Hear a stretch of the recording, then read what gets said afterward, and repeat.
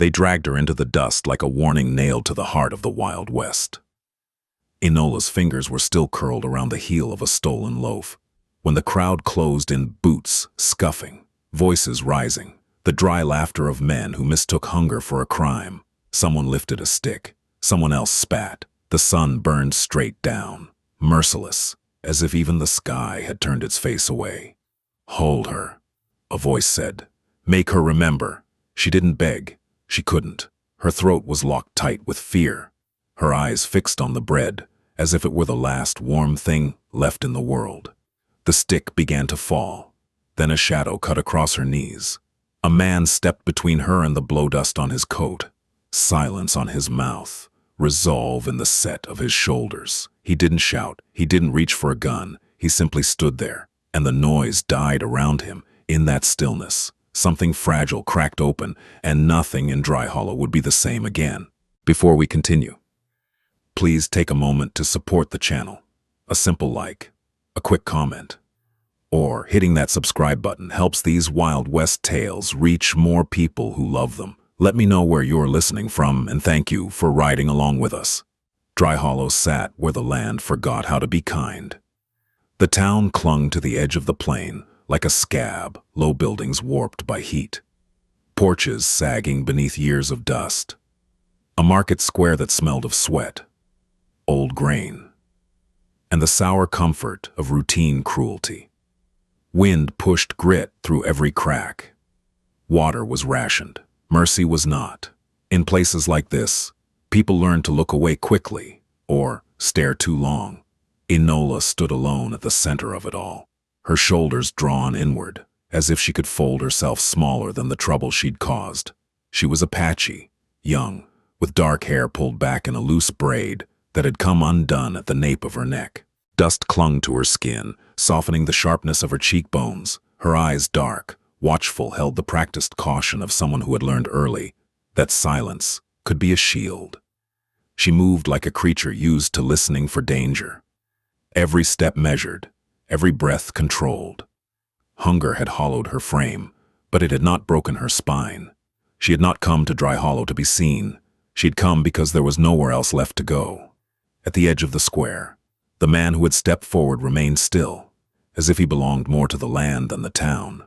Ethan Cole wore his years the way the desert wore its scars, quietly, without complaint. His coat was sun-bleached and stiff with trail dust. The hem, frayed from miles ridden alone. A revolver hung at his side, untouched. His face was weathered, unreadable. The kind that didn't invite questions and didn't answer them either. Ethan lived out in San Simon Valley, far enough from Dry Hollow that the town spoke of him only when necessary. He broke horses, mended fence, hauled waterwork that paid little and asked less. He came into town rarely and never stayed long. People remembered him as the man who kept his head down and his words few. They did not know where he came from, only that he carried himself like someone who had learned not to expect help. There was a mark on his left hand, an old burn, pale against the darker skin earned long before San Simon Valley had been home. It was not the only thing he carried from the past. In his eyes lived a guarded distance, the look of a man who believed that kindness, like rain, fell unevenly and never where it was needed most. As the crowd shifted and murmured, Ethan looked at Enola not with pity, not with judgment, but with a flicker of recognition he did not yet understand. Something about her stillness stirred an ache he had learned to ignore. A memory of empty pockets, of standing too close to the edge and being told to step back. The market resumed its uneasy rhythm. The dust settled, but the space between them remained charged, as if the land itself were holding its breath, waiting to see whether this meeting would pass like all the others, or cut a deeper line through the hard ground of the Wild West. Ethan didn't wait for thanks. When the last of the murmurs thinned and the market began to pretend nothing had happened, he turned away from the square and started down the main road, boots crunching through dust, baked hard as bone. He expected the girl to disappear into the alleys, to vanish the way people like her always did, quietly, quickly, before trouble learned her name. But he heard footsteps behind him. They were light, uneven, cautious, not the sound of someone following with intent, but of someone afraid to be left behind. Ethan slowed, then stopped near the edge of town where the buildings thinned into scrub and sun-bleached fence posts. He didn't turn right away. "You shouldn't be here," he said at last, voice low, almost flat, not unkind, not welcoming either. For a long moment, there was only wind. Then Enola spoke, her words careful, as if she were stepping across ice she didn't trust. "I know." Ethan turned then and saw how close she stood, too close for comfort, too far for safety. The loaf was gone now. Her hands were empty, fingers curled in on themselves, like they were still holding something warm. "You should go," he said. "Dry Hollow doesn't forget." Her eyes flicked back toward the town, then returned to him. There was fear there, sharp and immediate, but beneath it, something else. Resolve, thin but unbroken. "I can't," she said. Ethan exhaled through his nose. He had heard that word before, usually right before trouble rooted itself deep. He started walking again. This time, she followed without hesitation. They moved in silence for several paces, the town shrinking behind them. Ethan felt her presence like heat at his back, uncomfortable and impossible to ignore. "Why?" he asked finally. "Did you take it?" Enola's steps faltered, just for a breath. Then she answered, "Because my sister is sick." He stopped. She nearly walked into him. "She hasn't eaten," Enola continued, words coming faster now, urgency breaking through her careful restraint. "She's been burning with fever for days. We tried roots, water, rest. Nothing stayed. I thought—" Her voice caught, and she swallowed hard. "I thought bread might." Ethan studied her face, looking for the familiar signs. Lies. Manipulation. Desperation sharpened into cunning. He found desperation.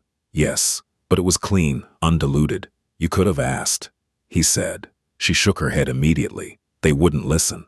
A pause. Softer. "They never do." That landed harder than he expected. Ethan looked out toward the open land beyond Dry Hollow. The pale stretch of San Simon Valley, shimmering in the distance. He had built his life out there to avoid conversations like this, to avoid choices. "I can't take you in," he said, though the words felt thin even as he spoke them. "I don't have much, and what I have—" He stopped himself. Enola lifted her chin. "I don't need much."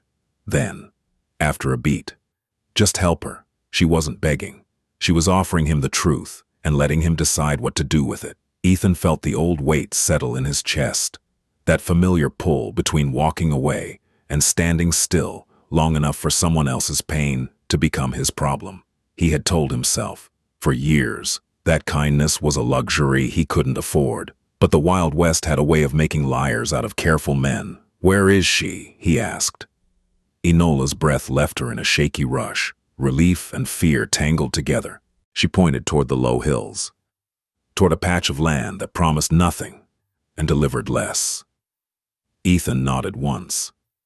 "Come on," he said, already turning. "Before the sun drops." And for the first time since Dry Hollow had learned her name, Enola followed someone not because she had nowhere else to go, but because someone had chosen not to leave her behind. San Simon Valley opened around them like a held breath finally released. The land was wide and spare, a shallow bowl of ochre soil and stubborn grass, broken only by low mesquite and a thin ribbon of water that appeared in spring and vanished just as easily.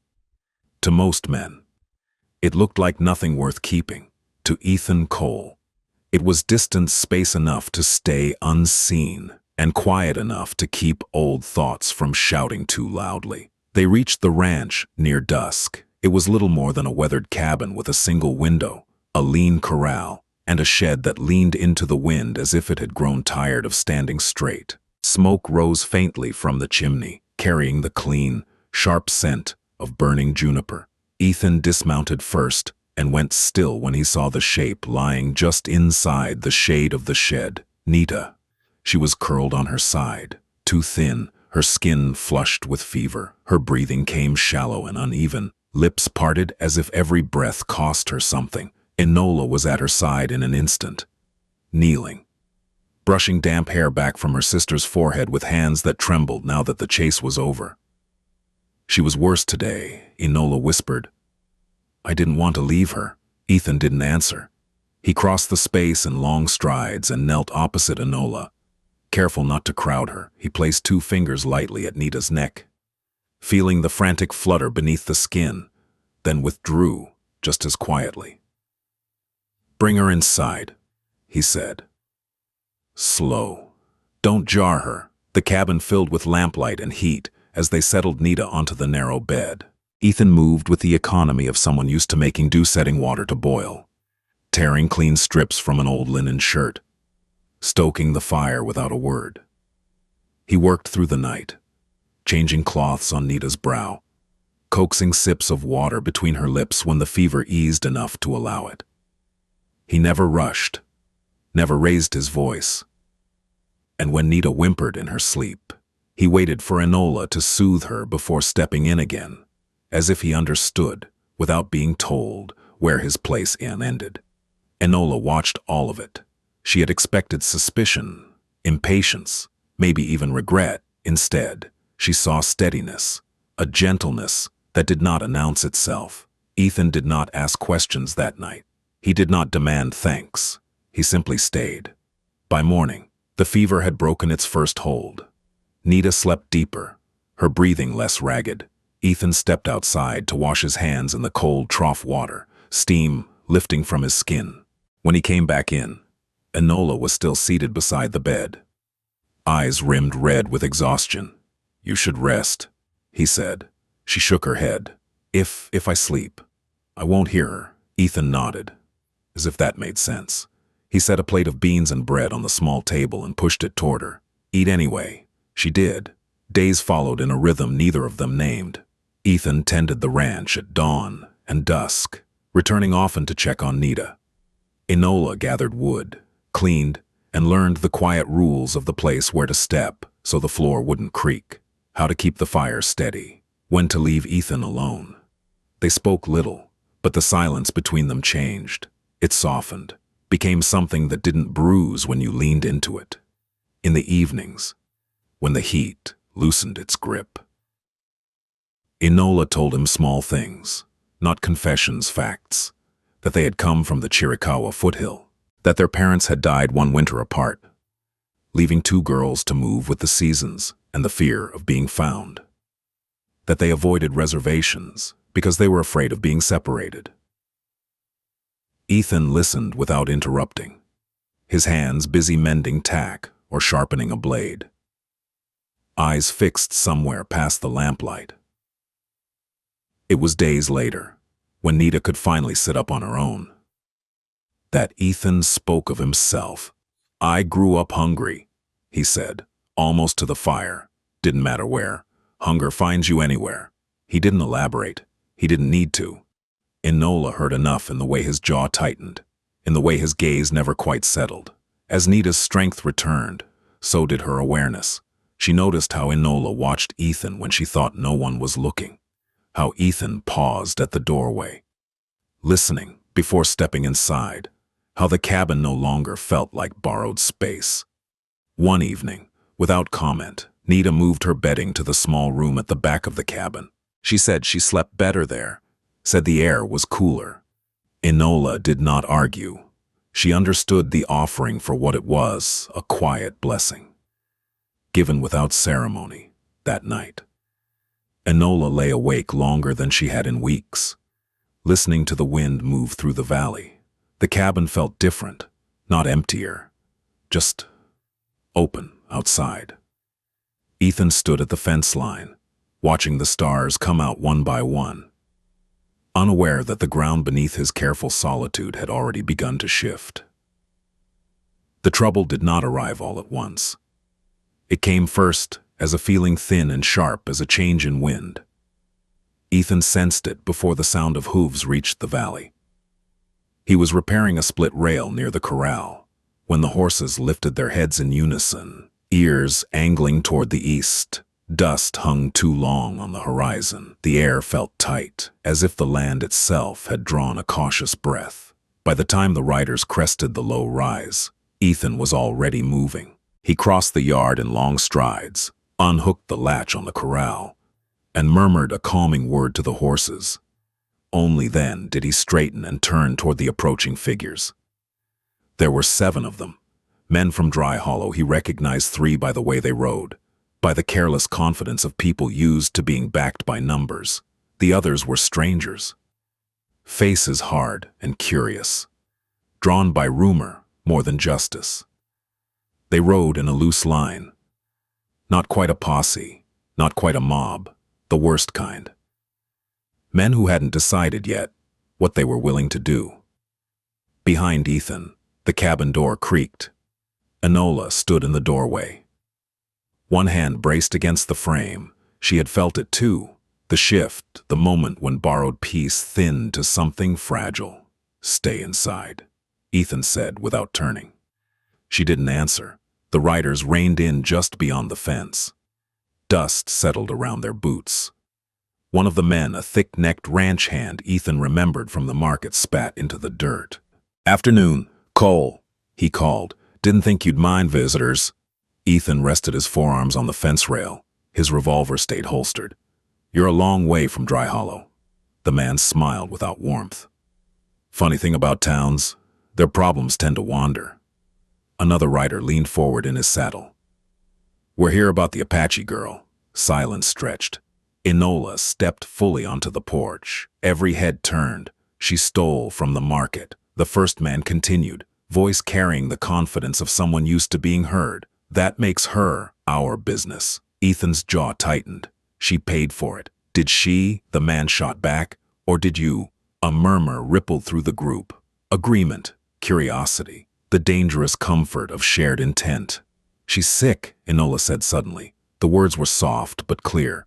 The men laughed. One of them shrugged. "That ain't our concern." "It is mine," she said, and stepped down from the porch. Ethan turned sharply. "Enola." She met his eyes. There was fear there, real. Trembling fear, but it no longer ruled her. She moved past him, stopping at the fence, standing where they could all see her plainly. "I took the bread," she said. "I won't deny it." Nita appeared behind Ethan then, pale but upright, wrapped in a blanket. She leaned against the door frame, eyes wide but steady. Enola's voice did not waver. "My sister was dying. I chose her life over your rules." A rider near the back shifted uncomfortably. Another frowned, as if the story had complicated something he preferred simple.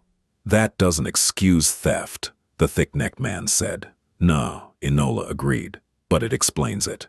She drew a breath, then did something that sent a jolt through Ethan's chest. "I'll go with you," she said, "if that's what you want." Ethan felt the words like a blow. "I'll answer for it." Enola continued, her gaze steady now. "But you leave them alone." She glanced back, just once at Ethan, at Nita. They had no part in it. For a heartbeat, the valley seemed to tilt. This was the moment Ethan had been running from his whole life, the place where silence became a choice. And choosing nothing still meant choosing wrong. He stepped forward. "No," he said. Enola turned, startled. Ethan moved to stand beside her, close enough that she could feel the heat of him. "She doesn't go anywhere." The thick-necked man laughed. "You planning to fight us all?" Cole Ethan didn't raise his voice. "I'm planning to stand right here. You're hiding a criminal. I'm protecting my household." That word landed heavy. Household. One of the riders glanced at another. "This ain't worth blood." But the thick-necked man bristled. "Law's the law." Ethan finally met his eyes fully. "Then you should know it. This is my land. She's under my protection. You don't have a warrant. You don't have a claim. And if we take her anyway," Ethan rested his hand lightly on the fence post, "then you'll have to cross it." No gun was drawn. None needed to be. The men looked at one another, weighing risk against pride. Behind Ethan, Nita spoke for the first time, her voice thin but clear. "She saved my life." It wasn't loud. It didn't accuse. It simply existed. Something shifted. One of the strangers tugged his reins. "This ain't what I signed up for." Another nodded. "Girl stole bread." "That's it. We've all done worse." The thick-necked man's face flushed. "You letting them go?" A pause. Then someone said, "We're done here," one by one. The riders turned their horses. Dust rose again. Thinner this time, reluctant. The thick-necked man lingered last, eyes burning. "This ain't over." Ethan watched him go. "It is for today." When the last rider vanished beyond the rise, the valley exhaled. Enola swayed. Ethan caught her before she fell, steadying her with both hands. For a moment, neither moved. The fence, the cabin, Nita watching, tears slipping silently down her cheeks. Enola looked up at him, breath shaking. "I didn't want you hurt." Ethan swallowed hard. "I didn't want you gone." The truth sat between them, bare and undeniable. Behind them, the wind moved through the grass, carrying away the last of the dust. The storm had passed, not because it had never come, but because someone had finally chosen not to step aside. And in the quiet that followed, Ethan Cole understood that whatever he had built here was no longer something he could pretend to lose without consequence. The valley was quieter after they left, not empty, just different, as if the land itself were taking stock of what had passed through and deciding what to keep. Ethan stayed by the fence long after the dust settled, one hand resting on the post where his weight had leaned into the choice he could no longer undo. His pulse slowed, the tightness in his shoulders eased. When he finally turned back toward the cabin, the late afternoon light had softened, sliding gold along the hard edges of the world. Enola sat on the porch steps, her hands folded in her lap. She was pale, spent by courage rather than fear now. Nita stood in the doorway behind her, wrapped in her blanket, watching with a steadiness that surprised even herself. Ethan crossed the yard and stopped a few paces from Enola. He didn't touch her. "Not yet. You shouldn't have offered to go," he said quietly. Enola lifted her eyes. "I know. That wasn't fair to you." She considered that, then shook her head. "It was the only thing I had that was mine to give." The words settled between them, heavy and honest. Ethan looked past her, out toward the open land. "I've spent a long time believing that standing still was the safest way to live. If you don't move, you don't make things worse." He paused, jaw working. "Turns out, that's a lie." Enola listened without interrupting. She had learned when to let silence do the work. "I grew up poor," Ethan continued. "Not the kind you can hide with pride. The kind that shows on your boots, on your hands. I learned early that asking only made people crueler." He glanced down at his left hand, at the pale burn that crossed his knuckles. "So I stopped asking, stopped expecting." Enola's voice came soft. "And today, he said, I expected myself." A breath passed between them. Nita shifted, then stepped forward, careful with her footing. "You didn't just stand," she said. "You chose." Ethan met her gaze. He nodded once, accepting the truth of it. That evening, they moved through the cabin as if learning it anew. Ethan cooked nothing fancy, just beans and salt pork, but he took more care than usual, stirring slowly, tasting twice. Enola set the table without being asked. Nita sat near the hearth, warmth returning to her cheeks, the fever's shadow finally gone. They ate together. No one hurried. Later, when the light fell away and the first stars pressed through the dark, Ethan stepped outside. Enola followed after a moment, pulling a shawl around her shoulders. They stood side by side at the edge of the yard, close enough that their sleeves brushed when the wind shifted. "I didn't plan for any of this," Ethan said. "I know. I don't even know if I'm good at it." She smiled faintly. "Neither do I." He turned then, really looked at her, not the girl in the market, not the one at the fence, the woman who had chosen her sister's life over her own safety, the woman who had stood in front of men and told the truth without flinching. "I don't want you to stay because you're afraid to leave," he said, "or because you owe me something." Enola met his gaze. "Steady now. I'm not afraid here."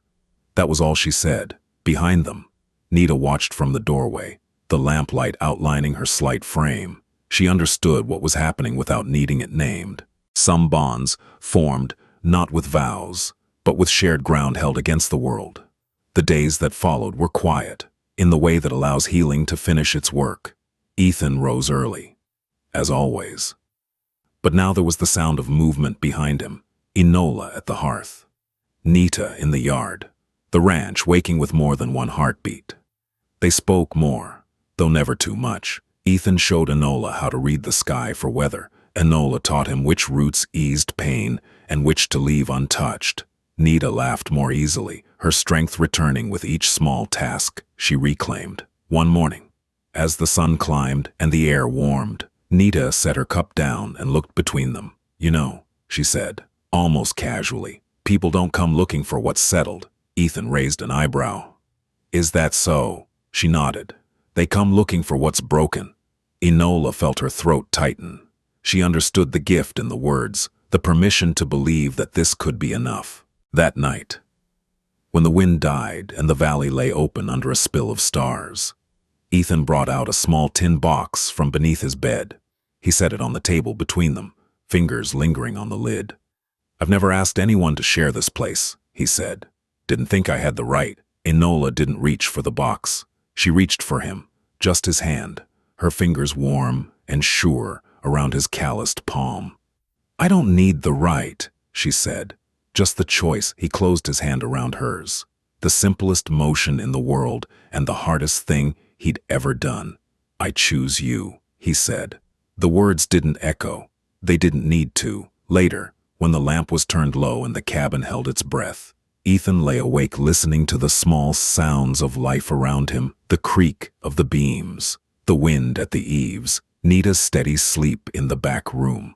For the first time in years, the quiet did not ask him to leave. Outside, the valley kept watch, patient and wide. What remained after the noise was not fear or doubt, but the steady work of building something that did not need to be defended every hour, because it had already been claimed by choice. Spring came to San Simon Valley without announcement. One morning the air smelled different, damp, alive, and Ethan realized the land had shifted beneath his boots while he wasn't looking. The ground near the stream softened. Green pushed through places that had never bothered to try before. It wasn't abundance, not yet. It was permission. Life settled into something steady. Nita grew stronger by the day. She rose with the sun now, wrapped in a shawl, helping where she could, sorting beans, hanging laundry, tending a small patch of earth near the cabin that Ethan had never planted because he hadn't seen the point. She laughed more easily, her voice no longer careful, and when she tired, she rested without guilt. The fever had taken its due, but it had not taken her future. Enola moved through the ranch as if it had always known her steps. She learned the rhythm of the horses, the patience of fences, the quiet conversation between fire and kettle. She no longer startled at every sound from the horizon. When she looked out across the valley now, her gaze did not measure escape routes. It lingered. Ethan watched all of it with a kind of disbelief he didn't bother to hide.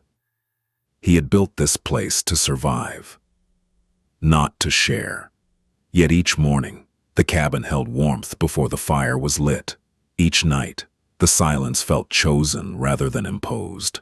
Word reached them slowly, carried by a passing trader who stopped for water and stayed for coffee. Dry Hollow had found something else to be angry about. The story of the Apache girl faded, replaced by newer grievances. Trouble, it seemed, had the attention span of a child. "Looks like you're forgotten," the trader said with a shrug. Ethan didn't answer. He knew better than to trust forgetfulness. But he also knew when the land had decided to keep something. It was Nita who spoke of the future first. They were sitting on the porch one evening, the sky washed pale with dusk. She watched Enola and Ethan move around each other, easy now, unguarded in small ways that mattered. Finally, she cleared her throat. "My sister has never stayed anywhere," Nita said, not because she didn't want to, because she was afraid wanting would cost too much. Ethan listened. Still, "She has paid enough," Nita continued. Her eyes met his, steady and clear. "If you mean to stay, say so. If you mean to leave, do it kindly." The honesty struck clean. That night, Ethan rode into town, not Dry Hollow, but a smaller settlement west of the valley, where a traveling magistrate had set up for the season. He returned before dawn, dust on his boots, and something settled in his chest. He didn't make a speech. At breakfast, with the light just beginning to reach the table, he set a folded paper down between them. "It's legal," he said simply, "if you want it to be." Enola looked at the paper, then at him. Her breath caught, not in fear this time, but in the sudden weight of being chosen without condition. "Yes," she said. The wedding was small, because it had no need to be anything else. They stood outside the cabin under a sky so wide it felt like a promise. The magistrate spoke plainly. No sermon, no performance, just names, consent, and a future acknowledged by law and land alike. Nita stood beside Enola, her hands steady as she adjusted the simple cloth at her sister's shoulder. When the words were done, she smiled a quiet, complete thing and nodded once, as if to say, "This is right." Ethan took Enola's hand, not tightly, not possessively, just enough to say he was there. When it was finished, nothing changed all at once. The valley did not burst into bloom. The world did not soften overnight. But that evening, as the sun lowered and firelight filled the cabin, Ethan realized something essential. The ranch no longer felt like a place he was guarding. It felt like a place he belonged. Later, when the stars came out sharp and bright over San Simon Valley, Enola leaned into him on the porch steps. Nita slept inside, breathing easy, the future no longer pressing at her ribs. "What will they call this place now?" Enola asked quietly. Ethan looked out over the land, the fences mended, the small garden taking hold, the cabin standing where it always had. Only now it listened. "They'll call it whatever they like," he said. "The land remembers what matters, and somewhere beneath the dark soil, roots held fast, drawing strength from ground that had finally been claimed not by force or fear, but by choice."